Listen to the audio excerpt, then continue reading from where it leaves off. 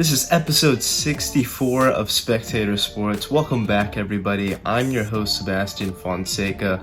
There's a lot of interesting events that have gone all across sports, and we're here to break that down for you guys today. But before we get started, please do me a massive favor, like this video, subscribe to the channel if you're new, and take a look at our Instagram and TikTok pages. Additionally, for the audio from this podcast, you can find that on Spotify. All links are in the description. We don't usually talk about the NCAA on this platform, but this week there was just so many things going on. It just was impossible to not bring this up as the lead-off topic in today's podcast. The Pac-12 is on the brink of collapse, and this is mainly due to a lot of the realignments that we're seeing across the NCAA, mostly driven by TV money. But we know that last year we saw USC and UCLA make moves to leave the Pac-12 to join the Big Ten, and this is already a couple other moves that we've seen. Big schools like UT and Oklahoma, they're going to leave the Big 12 conference to join the SEC, and this is a lot of realignment here. And now the Pac-12 is unfortunately going to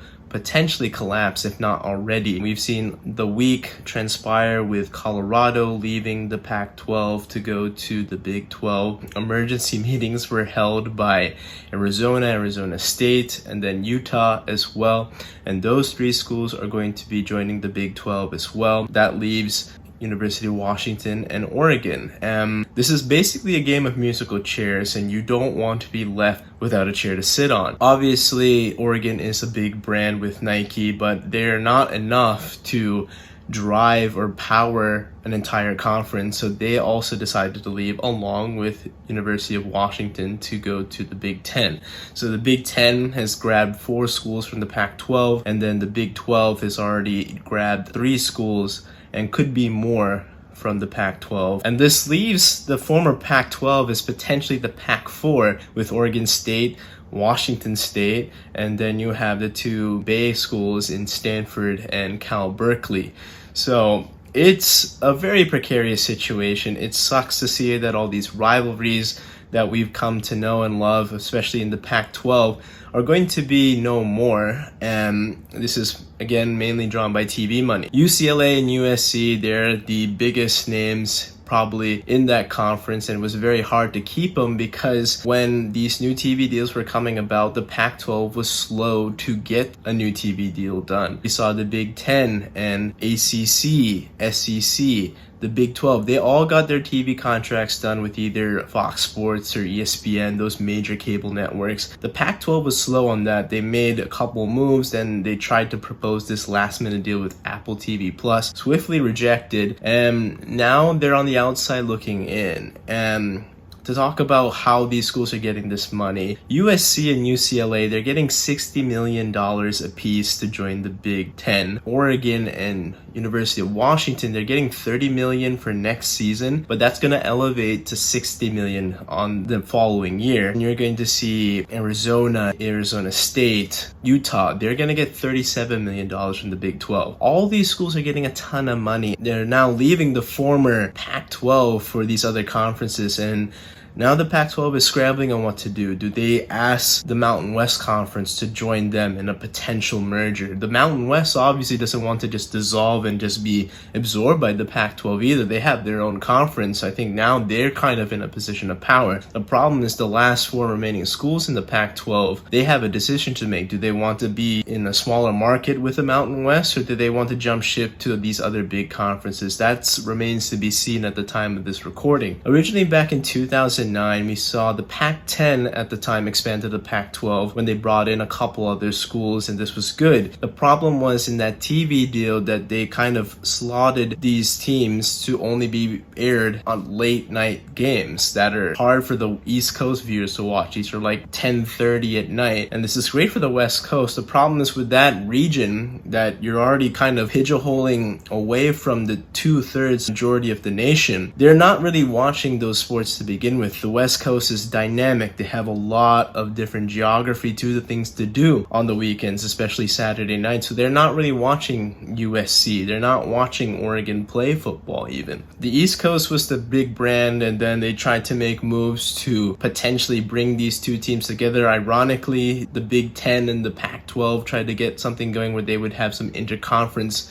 matchups where Oregon took on Ohio State, and a few others sprinkled in there outside of the Rose Bowl. But ironically, the Big Ten is the conference that stole the biggest fish out of the Pac-12. It is a sad day for college sports, absolutely, because this impacts the student athletes. This new NIL money definitely adds in a different component as well. And like I said, this is going to lead to the dissolution of major rivalries in the Pac-12. And as a major conference collapses, it just means that the entire landscape of college athletics changes whether we like it or not. Diana Taurasi became the first ever WNBA player to eclipse the 10K mark in terms of career points. She did so on a nice deep three for the Phoenix Mercury, and this is just a phenomenal feat, continuing to be the GOAT of WNBA basketball. I mean, she has been consistent in what she's been able to do. I was definitely worried that she wasn't going to hit this mark this year, as she's age 42. Definitely her career is coming to an end, whether we like it or not, as Father Time is undefeated, but she has still been able to shake off an early injury that she sustained this season and has been able to be consistently giving you 17-18 points a game despite the Phoenix Mercury not having the best season this year. She's been very productive, and she's been able to do so throughout a sustained period of time, very much like LeBron does in the men's side of basketball, where he has always been consistent in averaging about 27 points a game. The women's game obviously is a shorter season, but it has steadily expanded, which has allowed her to accelerate and get more points as her career comes to an end. I'm not even sure if this record is ever going to be broken. I mean, right now, the two active players in DeWanna Bonner and Candace Parker, they don't even have 7K career points. That's a lot of ground to make up, and Candace is 37. She is definitely showing signs that her career is coming to an end, whether she likes it or not. And DeWanna, I mean, she has been very consistent, but she is also 35. And I don't know if these two players can sustain another 3-4 years to even get within that type of ballpark number to close that gap. So I think Diana's record is going to remain intact unless there's going to be a new talent to come in and steal the show. I mean, you have definitely some superstars that are in the current WNBA landscape, but it's going to take a long season. It's going to take steady, consistent play like we see from Diana to even match that record. August has brought the WNBA back into centerfold, and we're going to see 4 matchups between two potential WA finals contenders in the Las Vegas Aces and the New York Liberty. We know that these are the two biggest super teams that are in the WNBA, and the Vegas Aces have been the heavy favorites. I mean, they came into this matchup with only 2 losses on their season record. Both of them have been on the road, and this time this game was played in New York as the Liberty had home court advantage, and they made them pay. I mean, Sabrina Ionescu has been phenomenal, like I said, from 3-point range throughout this season, and she's continuing to do so. She blitzed the Vegas Aces for 5 threes, and they outscored the Vegas Aces by 33 points in the second half. I mean, they only scored 9 points in the third and 8 points in the fourth. That is just dominant defense, and this is led by also Stewie, who is great on the glass, great at blocking shots, and she dominated her one-on-one matchup with A'ja Wilson, who is the defending MVP and Defensive Player of the Year. A'ja was restricted to just 2 of 14 shooting, by far her worst offensive game of the season, and even the whole team, as Becky Harmon said, was a good old-fashioned ass-whooping. It makes sense. I mean, you only score 61 points, you're outscored by 30 in the second half. It's going to be ugly. I think there's definitely some weight in this, as Candace Parker didn't play, so there's going to be some added matchups if she's able to come back this season to bother Breanna Stewart. But if this is the present roster, I mean, they definitely can show chinks in their armor. They're not a perfect team. They can be had on a given night, and that gap that I think that we thought the Vegas Aces had over the other teams in the WNBA is certainly a little bit closer than what we expected. There's definitely going to be adjustments. This is only round 1 of 4 that we get to see out of these two teams go head-to-head just in the month of August, and it could very well be a WNBA Finals preview, and round 1 right now goes to the New York Liberty. Anthony Davis gets another massive extension, adding in 3 more years to his current 2-year extension through 2025, which helps him be with the Lakers up until 2028, and this is certainly going to bridge the gap between the current LeBron era and the potential post-LeBron era. We know that LeBron has stated that he wants to play up until maybe his son is able to join the NBA, but right now he definitely has mulled retirement as something that's a very big possibility. He'd love the dream of playing with Bronny, but he knows that his body isn't the same as it used to be, and it's certainly a possibility that this year could be his last. Davis is going to be the centerpiece as the Lakers transition to the post-LeBron era. He certainly has bounced back in the 2022-2023 season. We got to see him be the most available, or at least the healthiest that we've seen since their bubble run to the title in 2020. And I'm glad to see that he's been focusing also on the defensive end. I mean, he was phenomenal in the postseason, and we'll see that if that can continue for the upcoming season in 2023-2024. I know that the Lakers have certainly retooled, and I think that given all their moves that they've made in this offseason, they definitely closed the gap between them and the Denver Nuggets to challenge them in the Western Conference. Lionel Messi has continued his hot start with Inter Miami. In the last time since I recorded it, he's recorded 3 different braces. That means 2 goals in each of his matches. There was one against Atlanta United, and then another one in their round of 32 game, and now in a most recent one against FC Dallas, who's probably been their most toughest feat, especially it's on the road as well in Dallas itself. They were down for much of this game, 3-1 and then 4-2, and then Messi does what Messi does. He bends in a free kick with only minutes left to send the game into penalty kicks, where Inter Miami is able to get the deal done, and they're off to the quarterfinals in the Leagues Cup. And this is quite a turnaround. I mean, we've talked a bunch of times about how Inter Miami has been at the bottom of the Eastern Conference in MLS. Now, the Leagues Cup is an entirely new tournament. It allows for teams from all over North America to join, but we're going to see that they have changed the culture in Inter Miami already. Sergio Busquets and Jordi Alba also joined in tow, and this was their first time being in the starting lineup together with Messi, so they're getting that Barcelona connection yet again. We got to see some very good plays between the 3 of them, especially now with Jordi Alba being the latest addition to Inter Miami. Certainly build that chemistry with the current core and also the existing players that were already on Inter Miami already. The question is, how far can Messi take this team? I think obviously he's the best player in this tournament. Just his teammates as well are going to be pretty good.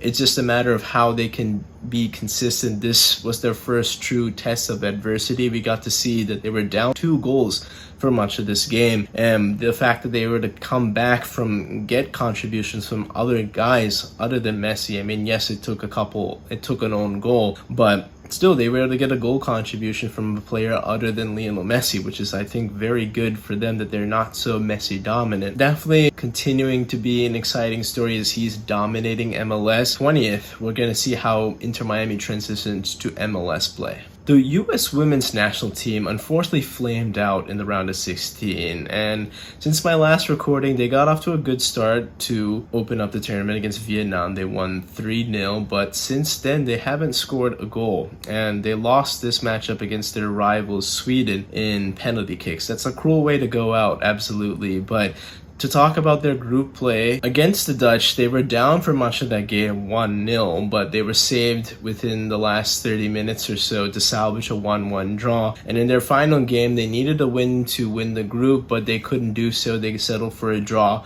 got into the knockout stages by the skin of their teeth, and I liked the idea of them celebrating in the moment, but it just seemed that this was just something beyond that, right? The U.S. women's national team are 2-time defending World Cup champions. champions. They've won the last 2 tournaments. They've won a gold medal, deep into Olympic play as well. They've made 3 consecutive World Cup finals, and just getting to the knockout stages isn't something to really celebrate. And this was certainly called out by former captain Carly Lloyd, who is an all-time women's national great.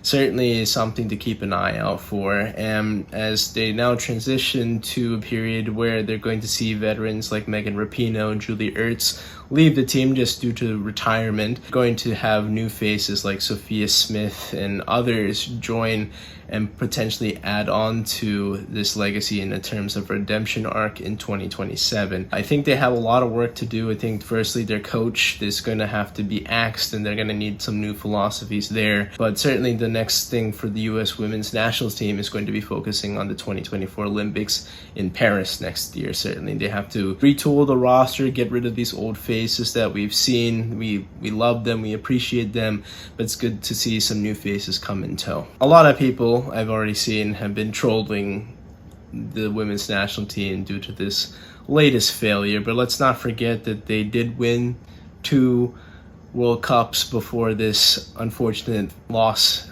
against Sweden.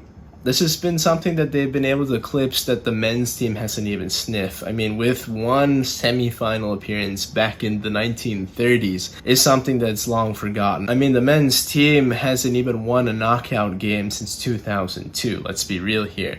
They missed the World Cup altogether in 2018. While yes, they get the eyeballs, they get the allure because the men's game is just so much more popular, and for whatever reason, they are rewarded with a lot more money, and that comes to this whole equal pay thing. Based on accomplishments, the women are in a class of their own. The men can't even have a seat at that table. The problem is it just comes down to the revenue, the eyeballs, the sponsorships. That plays a factor in this, and unfortunately that favors the men. That's why they get so much money, and I hate it. It sucks. I'm a strong believer that you should be rewarded on your accomplishments more than your reputation, and they've built a reputation. I mean, people are going to troll specifically Megan Rapinoe maybe for her political stuff. That's water under the bridge, but let's just talk about her as the player, right? She has been a 2-time World Cup winner. She's won a bronze medal in Tokyo. She's won a gold medal in London. A world-renowned athlete. I mean, just talking about her on-field contributions, she is going to go down as one of the greatest women's soccer players of all time. And she deserves her respect for that, and I will absolutely commemorate what a run it's been in her career. And she's going to be missed, but she's made an impact for sure, for not only just women's soccer, but just for the next generation. From the last time we covered the Ashes, we talked about how Australia has retained the Ashes, but they still have to play a 5th test. Regardless of whoever wins, they'll still play the entire series, no matter the outcome it may be. So England took the field. They were fighting for pride at that point, and they were able to salvage a 2-2 draw in this overall 5-match series. And it was very impressive. I mean, they came into day 5 already without the middle afternoon session due to a rainout, and they took all 10 wickets, which was something that I didn't think that they were capable of doing. But kudos especially to Stuart Broad, who got the last 2 in his final test match for England. He's going to go down as an all-time great in terms of fast bowlers ever. He has a bevy of wickets to his name. He'll probably be the 2nd ever English test bowler behind his running teammate Jimmy Anderson, of course. But still, Stuart Broad is a legend in English cricket, and I'm very happy that he was able to finish his career out strong. Overall reactions to the entire test match, I mean, it was very impressive batting from England to respond from, you could have just pitched a tent and just called it a day because of the rain issue, and then just not being able to win the series outright and take back the Ashes. But they fought very well. I mean, who knows, if that 5th day wasn't taken out due to a washout in the 5th day of that 4th test, I don't know, this could have been an entirely different series. But that's something that we'll have to wait and see, and that will be disputed in 2025 when this series resumes in Australia. That's it for this episode of Spectator Sports. Thank you so much for tuning in. I greatly appreciate you guys taking a listen, liking, interacting with it. All the feedback is very much appreciated. Something that's coming up for the pod will be an NFL preview series, division by division. We're going to talk about how each team stacks up, how the standings will look coming into the 2023 season, what additions they've made, what subtractions they've had, what have they done to improve themselves coming into this season, and then give an overall projection. How will each conference play out? Maybe give some playoff previews, predictions. We love predictions, right? And also give a little bit of some fantasy advice for all my fantasy players out there as well. But until next time, I'll catch you in the next one. Take care.